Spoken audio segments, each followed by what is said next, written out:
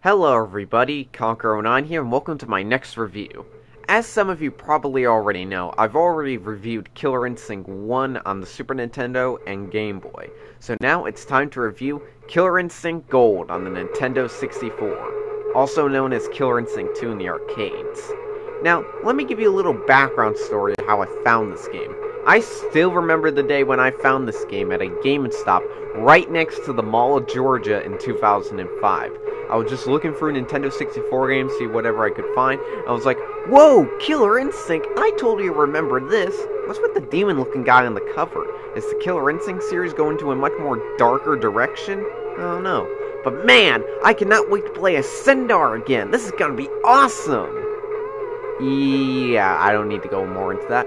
But I just thought I'd give a little background story with my history with the game. But anyway, let's jump right into the review.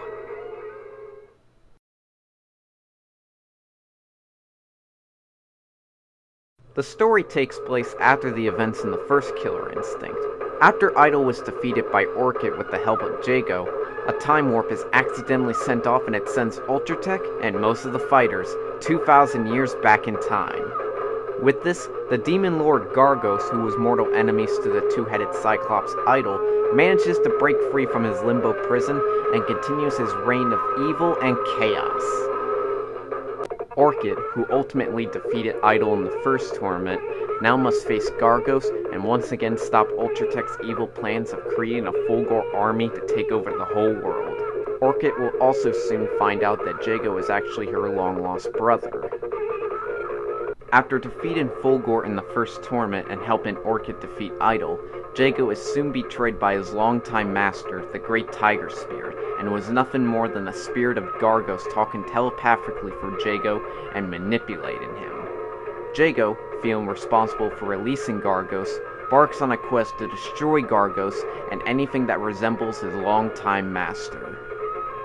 After the original Fulgor model was defeated in the first tournament, members of the Ultratech Corporation were furious and angry that their ultimate machine was taken down by the Tibetan warrior monk Jago, and quickly create a second Fulgor model that's bigger, stronger, and more dangerous.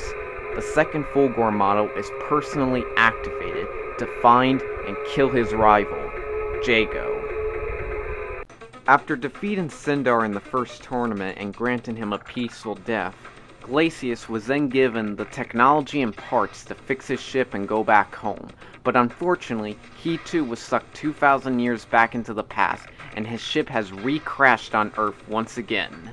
Glacius must prepare his ship once again, and also search for his lost comrades. After killing Riptor in the first tournament, but also losing one of his eyes in the battle, Combo attempted to destroy the Ultratech HQ all by himself. But he, along with the headquarters, were ripped 2,000 years back into the past. Now stuck in the past, Combo's priorities have now changed, and he now is just simply trying to find his way back home before it's probably too late. Even though the reanimated skeleton was ultimately destroyed by Chief Thunder in the first tournament to revenge his brother's death, a younger Spinal still exists in the past and is brought back to life and is forced to serve the Demon Lord Gargos. Spinal must face the other combatants and Gargos himself to win his freedom. Unwilling to succumb to the beast within, Saberwolf was defeated and badly beaten in the first KI tournament.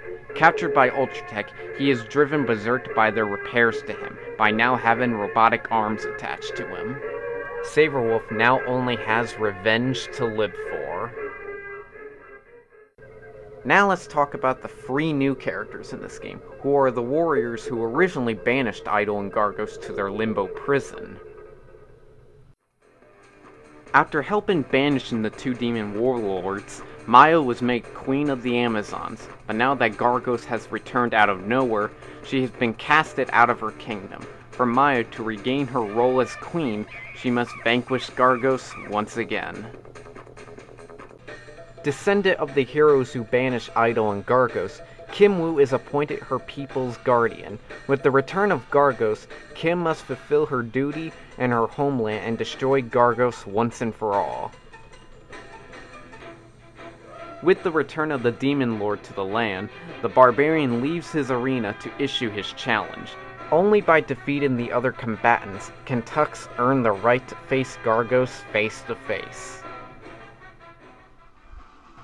Now, the story is still pretty interesting, but to be honest, I don't think it's as interesting as the first game's storyline in my opinion. But hey, all that aside, the story still gets the job done and explains why all the characters are fighting.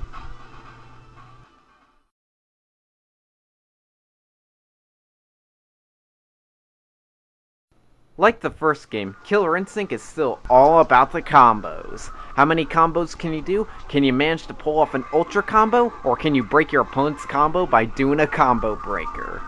But there are some changes now. Like for one example, you can now throw people, which is an interesting thing, but to be perfectly honest, I don't really use it that much, but it is an interesting feature.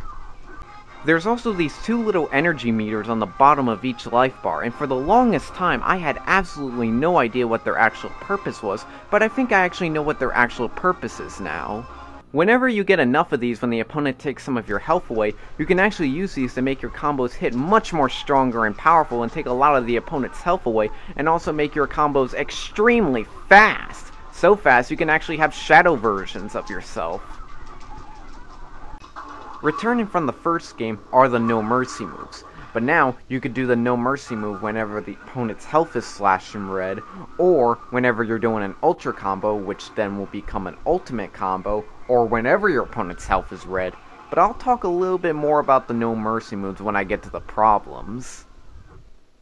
Returning like the No Mercy moves, the stage fatalities also make a comeback as well, but to be honest, I find most of the stage fatalities not really that interesting to be honest, and the ones in the arcade version are much more interesting in that version than the Nintendo 64 version. But granted, there are some stage fatalities that I actually do like. My personal favorite would have to be TJ combos, because let's be honest, who doesn't love seeing a character in a fighting game get hit by a train?